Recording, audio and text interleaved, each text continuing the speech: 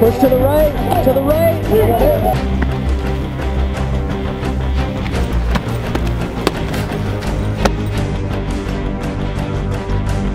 So today I'm going to be going over some of my gear and what I use out on the field, starting with this great big pile of weapons.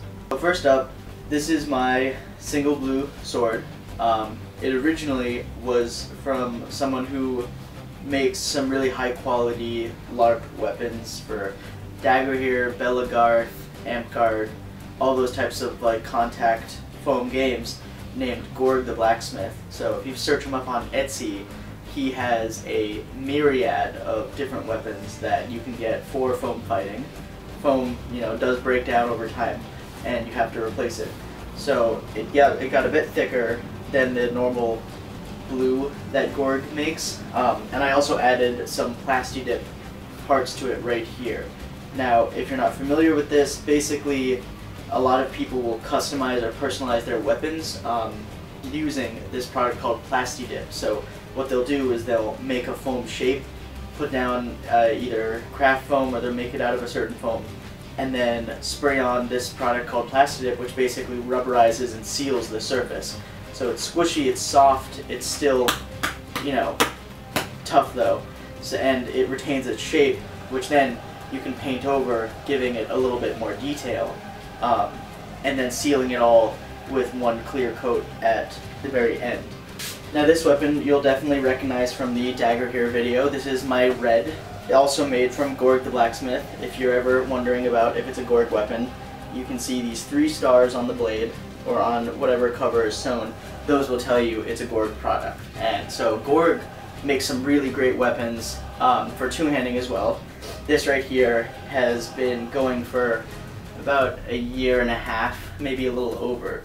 Now, I don't use it too often. I'm not a big red fighter, but every once in a while I'll watch a cool movie or anime that makes me really want to take out the two-hander and swing around and spin around and kind of feel like a little bit of a badass, despite maybe not really being one.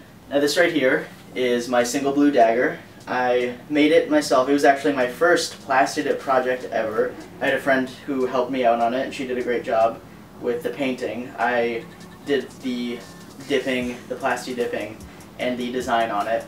So it's generally a pretty good sidearm. I haven't really had too much use for it because I don't usually let people get in this close, and I don't like necessarily getting in this close. But this kind of, close range, you really have to get inside someone's defense and start popping away at all the different pieces, and it's not necessarily how I fight. Alright, hey, kill him! Yes. This right here is the first shield I ever got. It is also from Gorg the Blacksmith. If you hadn't noticed, I really like his stuff. I have a ton of Gorg products, and it's because they really work. This shield right here, it covers a fair amount of my body. So from the lower thigh downwards, I'm vulnerable. My wrist here, but if I hold it normally, this right here is all you have to strike at. My torso is very well protected. A shield is probably one of the only items I've seen that raises someone's combat effectiveness immediately once they pick it up. So this is the first Plastidip shield I ever had. It was given to me by a friend, and while I don't use it very often, it has one very cool feature about it that I don't use enough personally. I can hold it in the middle, in the center, just like a normal shield, like a punch shield, but I can also strap it to my back and put it on like a backpack. When I do this, my entire back is protected, hence the turtle shield, the turtle shell. So these are really good for people who fight with a red, because you want both your hands open. You don't necessarily want to have a shield you're holding. So you strap a shield on yourself, and now you still have these two hands, so you can throw shots, and then if someone strikes at you, you can sometimes turn and take that, continue spinning around, and continue the attack. So because I was gifted that shield, and I did enjoy the Plastidip on it. I tried painting it myself. It didn't really come out very well. I'm going to redo the painting, make it something a little more interesting. I decided I wanted to make a plastic up shield of my own. This right here, it's a pretty small punch shield. It's basically the most I could do with what I had at the time. I really am actually pretty happy with how it came out. The only negatives of this really are that, as you can see, it's not very big. It doesn't cover very much of me. It's not a very big shield. So, you know, if I put it up against my body, you can see right here at my hip, probably, like my waist level is pretty vulnerable. Whereas if I pick up this other shield, you can see, well, the size isn't too different. What it covers is. They can still get me right here. So this is a very easy shot that people can just pop on me. So they just pop the shoulder. I am happy with the general level of detail I got on it. It's not exceptionally well detailed. It's not like some of the other things I've seen online. There are a couple of Facebook groups like Plastic Up Artists where people will share their work, and they're beautiful. Some of the work people do is beyond anything I could have imagined when I joined this game. Exquisite swords and shields that almost look realistic, even for games where they have to be so heavily padded. I picked up some tips from that Facebook group, and that was really where I got help with the wood grain paint. So how to get that nice brown. I didn't really do anything too stylistic. I put some runes around the side, some Viking runes. But yeah, it was supposed to be a very simple Viking shield to go along with this sword right here. So as you can see, they look like a nice kind of pair. They do look, you know, like they would go together. So you wouldn't be too surprised if someone had this and then pulled out a sword like this. It's very, you know, it's a simple kit, but it looks nice. And I enjoy that, you know, people ask me, they say, oh, who'd you get those from? Who made them for you? And I always say, I made them myself, and they're like, oh my goodness, they're great. So it does feel nice to have a project that I can be very proud of. However, there are many little blemishes, small bits that, you know, had I had more time and experience, I probably might not have made the mistake of. But my next project, I'm hoping that it'll be even nicer, and that I can just kind of continue excelling through that. This right here is the first weapon I ever created. It was originally all gray and white, so it didn't have this red on it.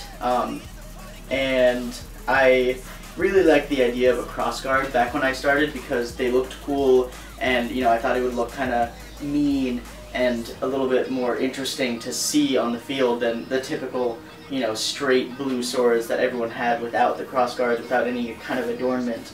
I use it very rarely because it is a very heavy sword. It's probably about twice the heft of my other single blue, this gray one right here.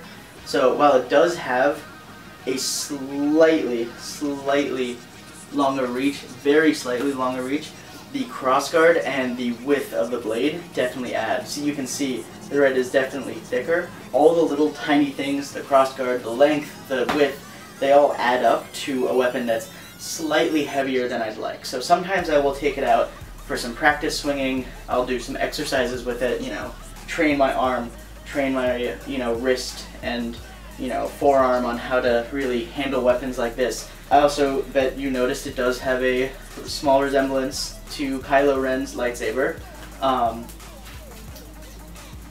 That was on purpose, but that's all I'll say on that.